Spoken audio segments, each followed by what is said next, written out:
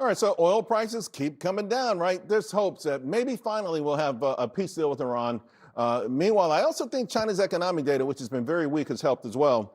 On the other side of that, though, the U.S. City Economic Surprise Index has been strong all year long. And that kind of brings me to Kevin Warsh, right? He made his debut last week, the Federal Reserve, and a lot of questions about the intentions, right? After, listen, the Fed, the SCP, their inflation estimates went up a lot. A lot of folks said that Warsh is bearish or hawkish. I don't think that's the case.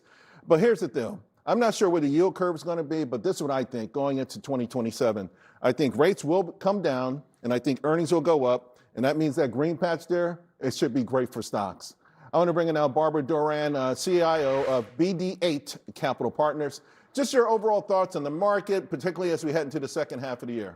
Yeah, Charles, I think that's the question on everybody's mind since we've had such a big run. But I think that what we've been seeing is a big catch-up in the market because earnings have been so strong. You saw what happened in the first quarter. They were more than double what was expected. And forward guidance and earnings for the year have come up dramatically, over 25%.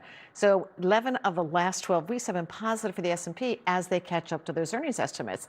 Even with inflation creeping up, I think the market is assuming somehow the Iranian situation will be settled. Oil, as you saw, has already come down from 100. Very quickly in the 70s. And I think that there's other inflation things, but it doesn't look like inflation is going to be embedded. However, you're seeing what's happening. The betting is that there will be at least one hike before year end, and some people are saying three or I'm betting against it, though. I'm betting against it. What Kevin Warsh did with those, I don't think people understand what he did with these work groups, these 5 groups. He's going to rewrite the rule book that will allow him to be accommodative in 2027. In the meantime, I think he'll have enough ammo that when they hiked up inflation expectations, that was their fatal flaw for the hawks. Because we're going to come in slightly below that, and that would be the excuse not to hike. At least that's my theory. Let's talk about the markets for a moment. I got to ask you about Micron. I've already started the show off saying this will set the tone for the summer, I think. It's trading with a PE ratio of 9.8, right? So it's still cheap. In fact, one firm last week said they're going to double the earnings and the stock will actually be cheaper. Yeah, no, I think that's right because Micron, when you see a stock that's up over 300% year to date, 850+% in 1 year, you go, well, wait a minute, it's time for a pullback. But what's very different this time, Micron has always been cyclical. It's been a boom and bust, and so the PE would be low, right? But this time, it's very interesting. Demand is really exceeding supply. Anything in your last guest talked about why she's invested in the capital equipment companies. It's going to take till at least the end of 27 to get that supply on. Meanwhile, demand is accelerating. So they've got pricing power. And so I think this stock could really go to a 14, 16 PE, and that means a lot more upside on this stock. A lot more upside. I mean, as hard as it is to believe, you got to let the numbers guide you. I know Apple's a stock you like. There was a downgrade. I'm not sure this firm. I think it's KGI. I don't even, just any downgrade of Apple gets my attention. The chart looks pretty good here. But they also, because of these DRAM prices, though, maybe their margins may get squeezed a little bit. Yeah, they could. They've talked about they're going to try to raise prices, and as you know, they have their customers are pretty price insensitive, and that's because of this whole ecosystem with hardware and software and services. And of course, services are increasing, that's higher margin, but we'll see. But they are having to absorb, like a lot of people, having to absorb higher prices. So it could squeeze their margins a bit. Right.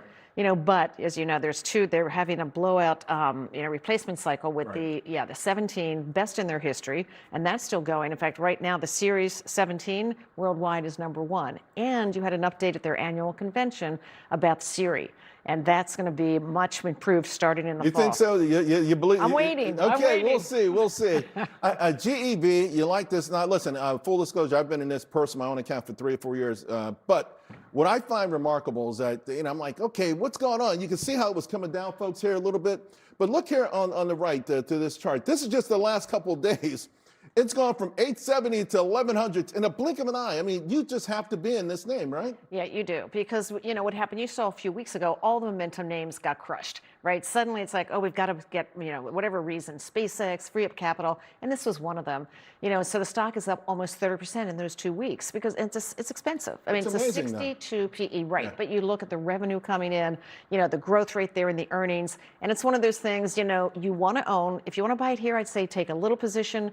And the market is giving plenty of opportunities, for a pullback. I know the infamous buy it on a dip. Right. And by the way, there's only, 2 companies or 3 that make these turbines, right? Siemens and maybe one other. Yeah. I got 30 seconds, but I got to get your Nvidia call here. Listen, it's just had a tough time. But, I know. But the company and the fundamentals have continued to improve in my mind. Exactly. And that's what I mentioned. It's not an undiscovered name, hardly, but it keeps being penalized, because competition, people are making their own, et cetera, et cetera. But the stock right now in forward PE is 21 times, and they are still 50 to 70%, revenue and earnings growth for the next few years. And they just reported 130% growth in their revenues and earnings. So, this one, this was fallow for about 4 months, then it went to new highs. So it'll pull back. People are investing elsewhere. It will come back. Fundamentals will By the way, folks, just like that GEV, sometimes you blink and next thing you know, Nvidia is back in an all-time high. You got it. Great stuff, Barbara. Appreciate you.